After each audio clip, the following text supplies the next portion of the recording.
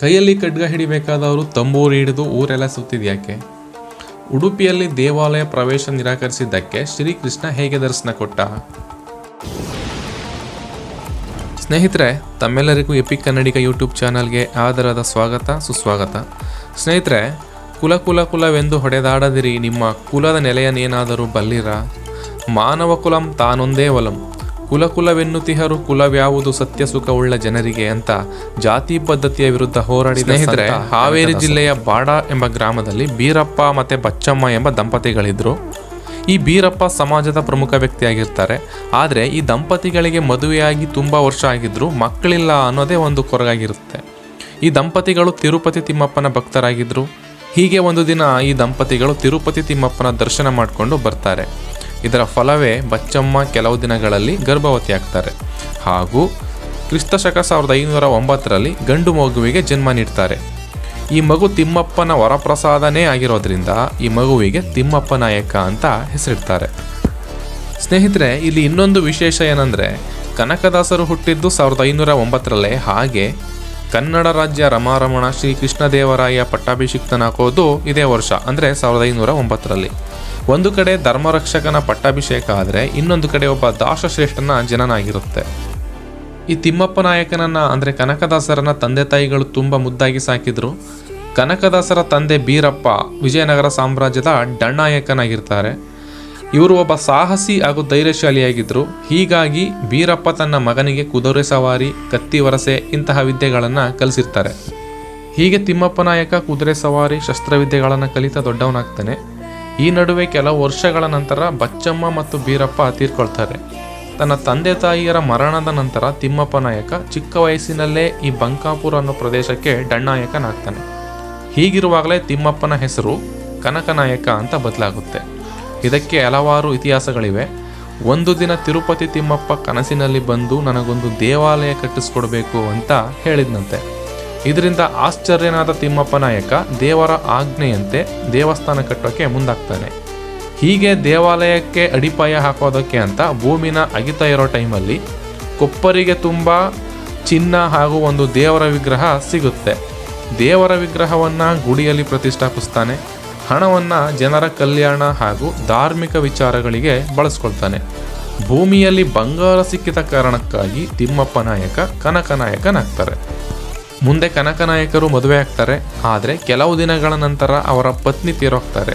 ಹೀಗೆ ವೈರಾಗ್ಯದಿಂದ ಇರುವಾಗ ಒಂದು ದಿನ ಕನಸಿನಲ್ಲಿ ಕಾಗಿನೆಲೆಯ ಆದಿಕೇಶವ ನನಗೆ ದಾಸನಾಗುವೆಯಾ ಅಂತ ಕೇಳ್ತಾರೆ. ಆಗ ಕನಕನಾಯಕ ನಾನು ನಿನ್ನ ದಾಸನಾಗಿ ಭಿಕ್ಷೆ ಬೇಡಬೇಕಾ ಅಂತ ಅಪಹಾಸ್ಯ ಮಾಡ್ತಾರೆ. ಹೀಗೆ ಮುಂದೊಂದು ದಿನ ವಿಜಯನಗರದ ಪಕ್ಕದಲ್ಲೇ ಇರುವ ಬಹುಮನಿ ಸುಲ್ತಾನರು ವಿಜಯನಗರ ಸಾಮ್ರಾಜ್ಯದ ಮೇಲೆ ಯುದ್ಧ ಸಾರೋಕೆ ಅಂತ ಕಾಯ್ಕೊಂಡು ಕೂತಿರ್ತಾರೆ. ಮುಂದೊಂದು ದಿನ ಬಹುಮನಿ ಸುಲ್ತಾನರು ವಿಜಯನಗರದ ಮೇಲೆ ದಾಳಿ ಮಾಡೇ ಬಿಡ್ತಾರೆ. ಈ ದಾಳಿಯಲ್ಲಿ ಕನಕನಾಯಕ ಗಂಭೀರವಾಗಿ ಗಾಯಗೊಳ್ತಾರೆ. ಆಗ ಕಾಗಿನೆಲೆಯ ಆದಿಕೇಶವ ಪ್ರತ್ಯಕ್ಷನಾಗಿ, ಕನಕ, ನನ್ನನ್ನೇ ಅಪಹಾಸ್ಯ ಮಾಡಿದೆಯಲ್ವಾ, ನೋಡಿದೆಯಾ ನಿನ್ನ ಪರಿಸ್ಥಿತಿಯನ್ನ ಅಂತ ಹೇಳ್ತಾನೆ. ಈಗಲಾದರೂ ನನಗೆ ದಾಸನಾಗುವೆ ಅಂತ ಕೇಳ್ತಾನೆ. ಇದಕ್ಕೆ ಒಪ್ಪಿದ ಕನಕನಾಯಕ ನಾನು ನಿನ್ನ ದಾಸನಾಗ್ತೀನಿ ಅಂತ ಹೇಳಿದ ಮೇಲೆ ಕನಕನಾಯಕ ಚೇತರಿಸ್ಕೊಳ್ತಾರೆ. ಈ ಚೇತರಿಕೆ ನಂತರ ಕನಕದಾಸರು ನಾನು ಮಾಡಬೇಕಾಗಿರೋದು ಯುದ್ಧ ಅಲ್ಲ, ಅಜ್ಞಾನಿಗಳನ್ನು ಸುಜ್ಞಾನಿಗಳನ್ನಾಗಿ ಮಾಡಬೇಕು ಅಂದ್ಕೊಂಡ ಕನಕದಾಸರು ವಿಜಯನಗರಕ್ಕೆ ಬರ್ತಾರೆ. ಅಲ್ಲಿ ವ್ಯಾಸರಾಯರು ಸಿಗ್ತಾರೆ. ಅವರನ್ನು ತನ್ನ ಗುರುವನ್ನಾಗಿ ಮಾಡ್ಕೋತಾರೆ. ಇದಕ್ಕೆ ಸಾಕಷ್ಟು ಕಡೆಯಿಂದ ವಿರೋಧ ಆಗುತ್ತೆ. ಆದರೆ ಇದನ್ನೆಲ್ಲ ಮೆಟ್ಟಿ ನಿಂತ ವ್ಯಾಸರಾಯರು ಕನಕರನ್ನು ತನ್ನ ಶಿಷ್ಯನನ್ನಾಗಿ ಮಾಡ್ಕೋತಾರೆ. ಮುಂದೆ ವ್ಯಾಸರಾಯರು ಕನಕರಿಗೆ ವೇದೋಪನಿಷತ್ತನ್ನು ತಿಳಿಸ್ಕೊಡ್ತಾರೆ. ಹೀಗೆ ಕನಕದಾಸರು ಮೋಹನ ತರಂಗಿಣಿ, ಹರಿಭಕ್ತಿಸಾರ, ನಳಚರಿತ್ರೆ ಮತ್ತು ರಾಮಧಾನ್ಯ ಚರಿತ್ರೆಯಂತಹ ಕೃತಿಗಳನ್ನು ರಚನೆ ಮಾಡ್ತಾರೆ. ರಾಮಧಾನ್ಯ ಚರಿತ್ರೆ ಒಂದು ಖಂಡಕಾವ್ಯ ಆಗಿದೆ. ಇದರಲ್ಲಿ ರಾಮಧಾನ್ಯ ಅಂದರೆ ರಾಗಿಯ ಉತ್ಕೃಷ್ಟತೆಯನ್ನು ತುಂಬ ಸೊಗಸಾಗಿ ಹೇಳಿದ್ದಾರೆ. ಇದನ್ನು ಒಂದು ಸಣ್ಣ ಕಥೆಯ ರೂಪದಲ್ಲಿ ಹೇಳ್ತೀನಿ. ಹಿಂದೆ ಶ್ರೀರಾಮಚಂದ್ರ, ಸೀತಾಮಾತೆ, ಲಕ್ಷ್ಮಣ ಇನ್ನೂ ಹಲವಾರು ವ್ಯಕ್ತಿಗಳು ಧಾನ್ಯಗಳ ಬಗ್ಗೆ ಚರ್ಚೆ ಮಾಡ್ತಾ ಇರ್ತಾರೆ. ಆಗ ಗೌತಮ ಮುನಿಗಳು ರಾಗಿಯನ್ನು ಹಾಡಿ ಹೊಗಳ್ತಾರೆ. ಇದರಿಂದ ಭತ್ತಕ್ಕೆ ತುಂಬ ಕೋಪ ಬಂದ್ಬಿಡುತ್ತೆ. ಭತ್ತ ರಾಗಿಯನ್ನು ಮೂದ್ರಿಸೋದಕ್ಕೆ ಶುರು ಮಾಡುತ್ತೆ. ರಾಗಿಯು ಕಾಗೆ ಥರ ಇದೆ, ಕೋತಿ ಥರ ಇದೆ, ಕಪ್ಪು ಮಂಗ ಅಂತ ಹೇಳಿ ತೆಗಳುತ್ತೆ. ಹಾಗೆ ತನ್ನನ್ನು ತಾನು ಶ್ವೇತವರ್ಣ, ಹಾಲಿನ ವರ್ಣ ಅಂತ ತನ್ನ ಬಗ್ಗೆ ಬಡಾಯಿ ಕೊಚ್ಕೊಳ್ಳುತ್ತೆ. ಈಗ ಈ ಎರಡು ಧಾನ್ಯಗಳಲ್ಲಿ ಯಾವುದು ಶ್ರೇಷ್ಠ, ಯಾವುದು ಕನಿಷ್ಠ ಅನ್ನೋ ವಿಚಾರ ಶ್ರೀರಾಮನವರೆಗೂ ಬರುತ್ತೆ. ಆಗ ಶ್ರೀರಾಮಚಂದ್ರ ಇದಕ್ಕೆ ತೀರ್ಪು ನೀಡೋದಕ್ಕೆ ಅಂತಂದ್ಬಿಟ್ಟು ಭತ್ತ ಮತ್ತು ರಾಗಿಗೆ 6 ತಿಂಗಳ ಕಾಲ ಸೆರೆವಾಸವನ್ನು ವಿಧಿಸ್ತಾನೆ.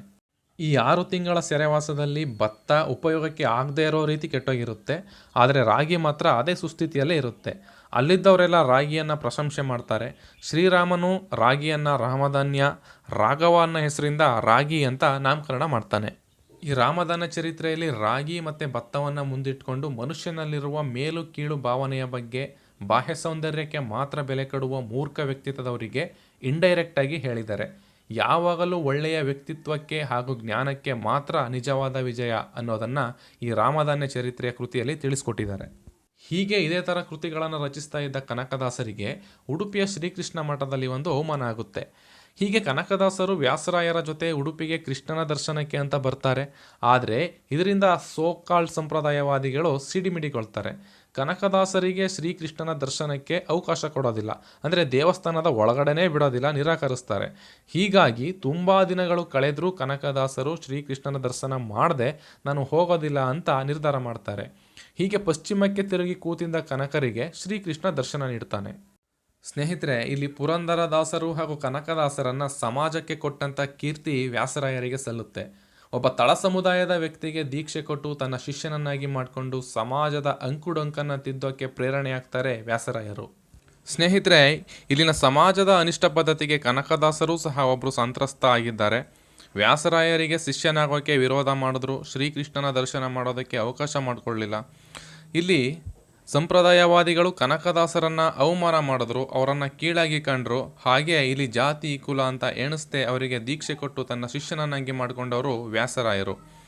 ಇದು ಸಮುದಾಯಗಳ ದ್ವೇಷ ಅಲ್ಲ, ಕೊಳಕು ಮನಸ್ಸುಗಳ ನೀಚತನ ಅಷ್ಟೆ.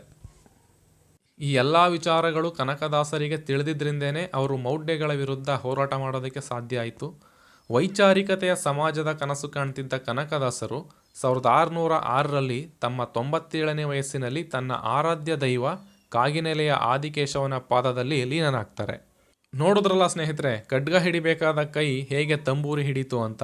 ಇದೇ ಥರದ ಐತಿಹಾಸಿಕ ವ್ಯಕ್ತಿಯ ಬಗ್ಗೆ ತಿಳಿಯೋದಕ್ಕೆ ನಮ್ಮ ಎಪಿಕ್ ಕನ್ನಡಿಗ ಯೂಟ್ಯೂಬ್ ಚಾನಲನ್ನು ಸಬ್ಸ್ಕ್ರೈಬ್ ಮಾಡಿ, ಲೈಕ್ ಮಾಡಿ, ಶೇರ್ ಮಾಡಿ. ಜೈ ಹಿಂದ್, ಜೈ ಕರ್ನಾಟಕ.